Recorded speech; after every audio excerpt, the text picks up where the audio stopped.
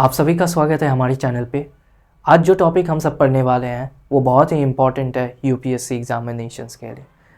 आप ऊपर देख सकते हैं, that is the topic union and its territory. Basically हम सब पहले देखने वाले हैं डायमेंशंस। आप देख सकते हैं कि ये सारे डायमेंशंस को हम सब कवर करने वाले हैं। आप समझ सकते हैं कि आप ओवरव्यू ले सकते हैं कि आखिर हम सब पूरे लेक्चर में क्या बात करने वाले हैं, राइट। पहले हम सब देखेंगे कि यूनियन का डेफिनेशंस क्या हो सकता है और टेरिटरी, इस दोनों में कुछ डिफरेंस है। उस टर्मोलॉजी को हम सब देखेंगे। एंड फिर दूसरा पार्ट में हम सब देखने वाले हैं पार्ट्स एंड आर्टिकल्स। बेसिकली ये पहला पार्ट ही है और आर्टिकल्स आपका शुरू होता है फर्स्ट से लेकर के 4। Union and its territory 4 articles हैं इससे रिलेटेड। फिर हम सब देखते हैं इससे रिलेटेड कॉन्स्टिट्यूशनल अमेंडमेंट हुए हैं कुछ, तो उसके बारे में हम सब देखेंगे। एंड कोई जुडिशियल जजमेंट दिया गया हो related with this part, so that also we are going to learn in this part.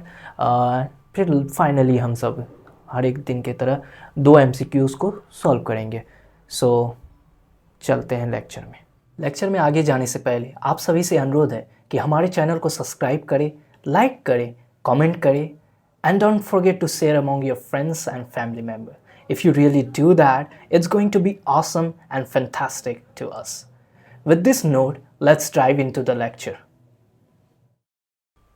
हम सब बात कर रहे थे यूनियन एंड इट्स टेरिटरी के बारे में। तो सबसे पहले हम सब देखते हैं, डिफाइन करते हैं यूनियन क्या होता है। यूनियन हुआ जो हमारे सारे स्टेट्स हैं, राइट। स्टेट्स यहाँ पर देख सकते हैं, यहाँ जम्मू एंड कश्मीर से लेकर के यहाँ तमिलनाडु तक, इधर गुजरात से लेकर के आपका अरुणाचल प्रदेश, जो भी सारा स्टेट्स है, right, exclude the union territory, right. Union territory इसमें नहीं आएगा। और टेरिटरी में आपका 3 चीज़ होता है, that is state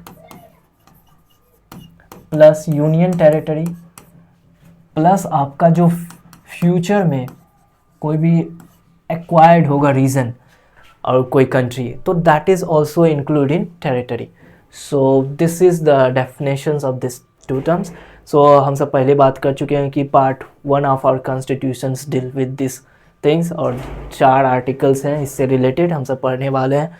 that is union of India. यहाँ पर देखिए उसी चीज़ को डिफाइन किया गया है कि entire country of India as a unified entity encompassing all states only, right, all state only, whereas territory आपका यहाँ पर देख सकते हैं states आएंगे and union territory आएंगे, and फ्यूचर में जो भी एक्वायर्ड होंगे उसको इंक्लूड किया जाएगा। आप समझ चुके होंगे।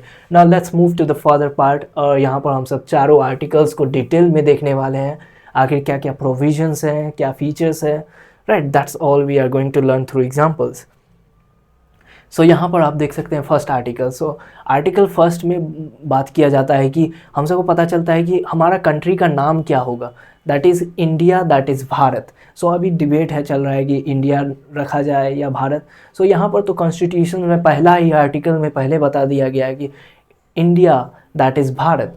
इंडिया और भारत आप दोनों यूज कर सकते हैं, that's not a big problem. Shall be a union of states. और यहाँ पर आपको बताया गया है कि किस तरीके से आर्टिकल 1 जो हम सबको पता चलता है कि नेम ऑफ द कंट्री, यहाँ पर आप देख सकते हैं name of the country that is India. और टाइप ऑफ पॉलिटी, हम सब कौन पॉलिटी को फॉलो कर रहे हैं, दैट इज़ हम सब यूनियन तो हैं पर लेकिन हम सब कोई भी एग्रीमेंट नहीं लिए हैं। जिस तरीके से यूएसए में जब फॉर्म हुआ था उसने एग्रीमेंट किया था, राइट। वहाँ का स्टेट चाहे तो अलग हो सकता है, राइट, वो अपना इंडिपेंडेंट हो सकता है, पर लेकिन इंडिया में ये कंडीशंस नहीं है, right. We are not done the agreement. हम सब यहाँ पर देख सकते हैं कि हमारा सेंटर यूनियन बहुत ही स्ट्रॉन्ग है, दैट इज़ इंडिस्ट्रक्टिबल है।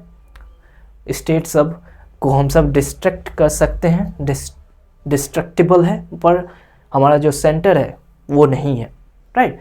दे आर इन वेरी पावरफुल। यहाँ पर ये सब पहला आर्टिकल में बात किया गया है। बेसिकली आप याद करें कि आर्टिकल 1 में basically name of our country है और उसके बाद किस तरीके का हम सब का पॉलिटी है, राइट। हम सब फेडरल तो हैं पर लेकिन एग्रीमेंट के विदाउट है, राइट। ये सब याद रखना। फिर दूसरा आर्टिकल बात करता है कि जब एक्सटर्नल रीएडजस्टमेंट हो, राइट। एग्जांपल के लिए आप समझिए, जब सिक्किम पहले दूसरा कंट्री था, राइट, वो जब हमारे कंट्री में ज्वाइन हुआ, राइट, यहाँ पर देख सकते हैं कि 1975 में वो हम सबका एक पार्ट बन चुका था। तो उससे क्या हुआ कि वो किस आर्टिकल के द्वारा हम सबके पार्ट बन सकता है, वो आर्टिकल 2 के द्वारा अमेंडमेंट करने के द्वारा वो हमारे कंट्री का पार्ट बना। That is there in article admission और establishment of new state, that is जो नहीं है हम सबके पास पहले से। अभी हम सब आर्टिकल 3 पढ़ेंगे जिसमें हम सब देखेंगे कि इंटरनल रीएडजस्टमेंट होगा, दैट इज़ जो पहले से है। जैसे हम सब यहाँ पर देख सकते हैं जो पहले से यहाँ पर है, यदि सपोज करें यदि बांग्लादेश कभी हो सकता है फ्यूचर में आ जाए, तो आर्टिकल्स 2 को यूज करके उसे अपने कंट्री में मिलाया जा सकता है, right. So this is all about. Now let's move to further. Article 3 हम सबका बात करता है कि पार्लियामेंट किस तरीके से ये जो एग्जिस्टिंग है इसमें पहले या तो कोई नया स्टेट्स बना सकता है, जैसे झारखंड बनाया गया था, ये आपका तेलंगाना हुआ, राइट, ये सबको बनाया गया था, तो फॉर्म कर सकता है न्यू स्टेट को। Increase the area of state, किसी भी एरिया को बढ़ा सकता है किसी भी स्टेट का, सो कोई भी आप सेलेक्ट कर सकते हैं, राइट। तो डिमिनिश द एरिया, छोटा कर सकते हैं एरिया को। Alter the boundary of any state, उसको बाउंड्री को अल्टर कर सकते हैं, जो भी अभी फिक्स है उसे अल्टर किया जा सकता है। क्रिएशन ऑफ न्यू स्टेट किस प्रकार से क्रिएट किया जा सकता है, सेपरेटिंग के द्वारा किया जा सकता है। Uniting states, uniting territory, so union territory को भी मिलाया जा सकता है। So that is there into this. So ये कुछ ऐसे पॉइंट्स हैं आपको याद रखना होगा। पर लेकिन मानिए कि यदि इसमें जो चेंजेस लाया जा रहा है कि कोई भी नया स्टेट्स बनेगा, जब तेलंगाना को बनाया गया होगा 2014 में, राइट, तो क्या प्रोसीजर फॉलो किया गया होगा पार्लियामेंट में, क्या वो सिंपल मेजॉरिटी से हुआ होगा या स्पेशल मेजॉरिटी से, so that is also important. So पहला स्टेप होना चाहिए कि prior approval of president is required. So ये पॉइंट आपको याद रखना है कि जब भी कोई नया स्टेट या यूनियन टेरिटरी बनेगा तो पहले उस बिल को प्रेसिडेंट के पास प्रायर अप्रूवल के लिए भेजना होगा, दैट इज़ फर्स्ट स्टेप। फिर उसके बाद बिल जब प्रेसिडेंट आगे भेजेगा तो वो दोनों हाउस में जाकर के सिंपल मेजॉरिटी से होगा, स्पेशल मेजॉरिटी से नहीं, सिंपल मेजॉरिटी से। और ये कॉन्स्टिट्यूशन में कोई अमेंडमेंट नहीं होगा, वो जो हम सब 368 आर्टिकल्स के अंडर नहीं होगा, ये simply without any constitutional amendment होगा। और जो भी चेंजेस आएंगे, क्या कि यहाँ पर आप समझ सकते हैं कि सिक्किम आया तो एक नया स्टेट आ चुका है, तो उसका नेम को इंट्रोड्यूस करते हैं हम सब एक लिस्ट में, दैट इज़ शेड्यूल्स, जो हम सब सीखेंगे।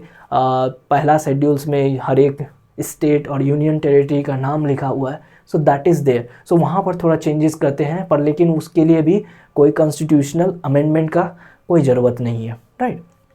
सो this is all about article 3। हम सब आर्टिकल 4 में वही पढ़ने वाले हैं कि जो भी चेंजेस 2 और 3 आर्टिकल्स में हो रहे हैं उसको हम सबको 4 आर्टिकल्स में चेंजेस दिखाना होगा। वो चेंजेस हमारे शेड्यूल्स 1 में रिफ्लेक्ट होंगे, that is the amendment of first and fourth schedules and the supplemental incident and consequential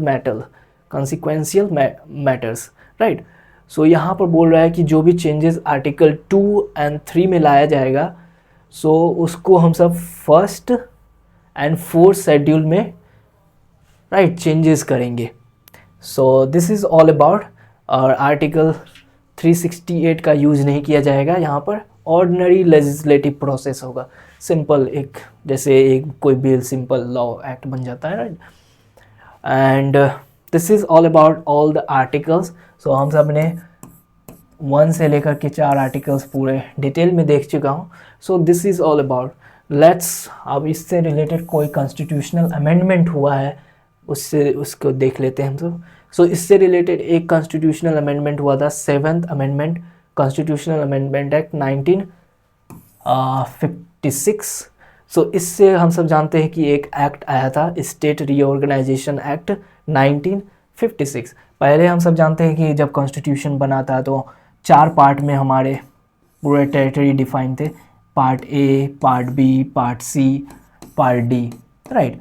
और इस जब ये एक्ट आया तो रीऑर्गेनाइज किया गया स्टेट को under states and union territory, right. ये 2 पार्ट में डिवाइड किया गया, पहले 4 पार्ट में था, अब 2 पार्ट में।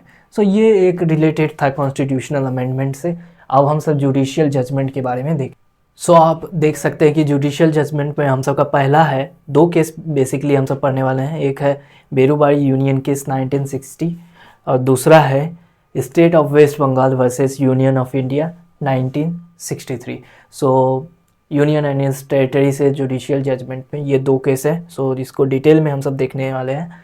सो इस केस में बात किया गया था कि जब पाकिस्तान, यहाँ पर बेसिकली बांग्लादेश के बारे में बात किया गया है, पर जब ये केस आया था तो पाकिस्तान का वो पार्ट था, तो वहाँ पर बोल रहा था कि जो नेहरू नून एग्रीमेंट हुआ था, क्या पार्लियामेंट से सीट्स कर सकता है, क्या टेरिटरी दे सकता है पाकिस्तान को।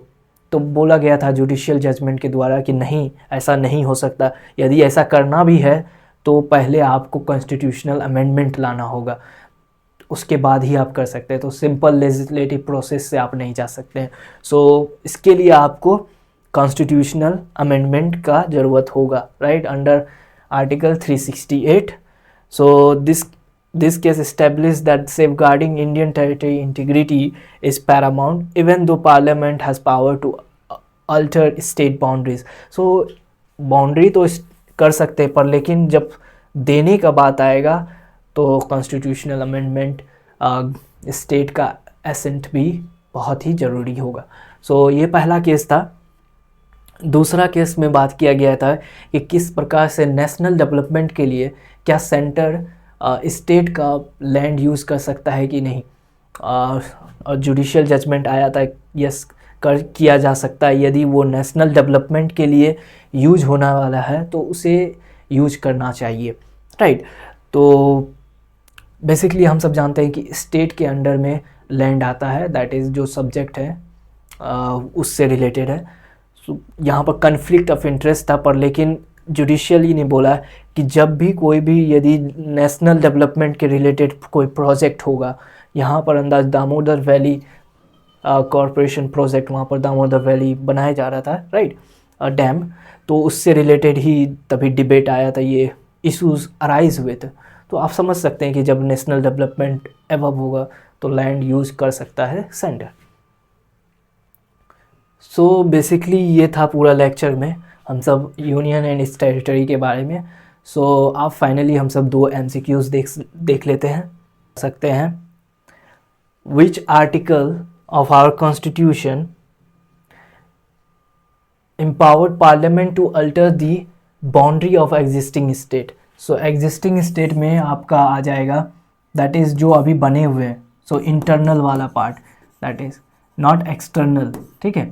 तो इंटरनल वाला में जब भी कोई चेंज होगा तो वह आर्टिकल 3 में होगा, और जो बाहर से जो एक्सटर्नल आएगा रीएडजस्टमेंट होगा दैट इज़ आर्टिकल 2 के द्वारा होगा।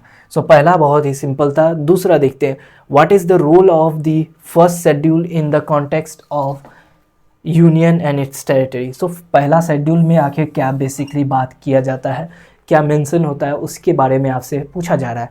सो आप डायरेक्ट ऑप्शंस पढ़िए। It list the fundamental rights, no, fundamental right से रिलेटेड नहीं है। It defines the powers of the judiciary, नहीं। It specified the names and boundaries of states and union territory. So ये सही है आपका, तो सी आंसर आपका सही है। तो फोर्थ भी, तब पर भी हम सब देख लेते हैं option. It outlines the procedure for amending the constitution. So basically हम सब जानते हैं कि 368 आर्टिकल्स में बताया गया किस तरीके का प्रोसीजर्स होगा, तो ये तो गलत है। So option C is right. So this is all about. So thank you for watching it. Please do subscribe our channel. Thank you.